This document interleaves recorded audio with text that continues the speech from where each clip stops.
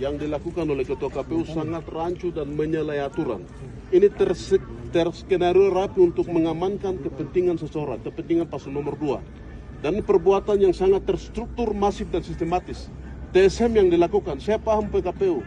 PKPU di pasal 18 ayat 24 tentang rekapitulasi suara, proses yang dilakukan KPU itu diatur di pasal 30, yaitu melakukan pembetulan dan perbaikan suara, tetapi didasarkan pada C hasil, bukan papan plano, bukan catatan-catatan liar.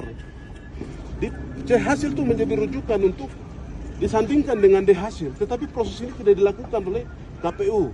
Kemudian pada saat kejadian khusus, contohnya di tingkat TPS dan di tingkat distrik, itu tidak pernah ada pengajuan form kejadian khusus.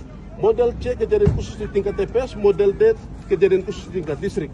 Tidak pernah dicatat di distrik, tetapi tiba-tiba di KPU ada kejadian khusus.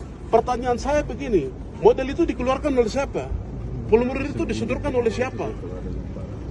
Kemudian kalau formulir itu disodorkan kepada Bawaslu oleh kita punya Panwas itu sudah mencatat segala kejadian pelanggaran di lapangan dari tingkat TPS sampai distrik, bahwa di distrik itu tidak ada satu persoalan masalah pelaksanaan pemilu.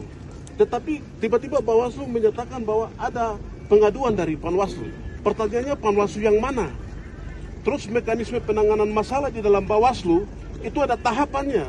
Pertama dia menerima pelapornya, inisialnya siapa, KTP identitas itu menjadi rujukan pertama. Kemudian pokok persoalan yang dipersoalkan apa. Setelah melihat masalah, dia melakukan sidang perkara.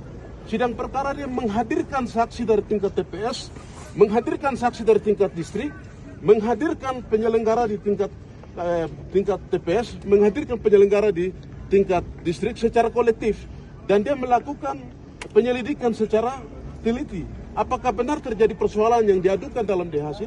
Kalau sama sekali tidak ada proses itu, jadi berarti tidak ada rekomendasi. Tetapi tahapan proses pemeriksaan masalah tentang rekapitulasi suara tidak dilakukan oleh Bawaslu Kabupaten Lanijaya. Tiba-tiba disodorkan dengan rekomendasi dadakan. Rekomendasi dadakan ini diadukan oleh siapa? Kapan, di mana dilakukan penyelidikan? Sama sekali tidak jelas.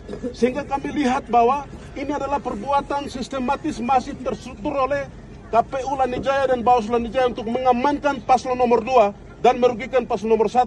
Sehingga dengan tegas kami tim Jamis Tanus, kami ingin menarik seluruh kita punya personil dari dalam, dan kami tidak mau ikut pleno ini bersama pasangan nomor 3. Bahwa kami nyatakan bahwa proses yang dilakukan oleh KPU cacat hukum, cacat moral, dan cacat prosedural, dan sangat-sangat bertentangan dengan PKPU. Ini sangat tidak jelas prosesnya. Sehingga kami minta proses ini segera diambil alih oleh KPU Provinsi untuk melakukan pembenahan data mulai dari 39 distrik, diperiksa secara kolektif. Karena ini sudah jelas-jelas skenario. Akibat dari perbuatan ini memancing situasi masyarakat berduduk 1 minggu, berjam-jam, berhari-hari di luar sini. Tidak pernah pleno. Tidak lakukan pleno. Tidak pernah lakukan pleno. Itu akibat dari tanggal 7 itu sebenarnya pleno lanjut, tapi dengan perbuatan seperti ini kita tolak.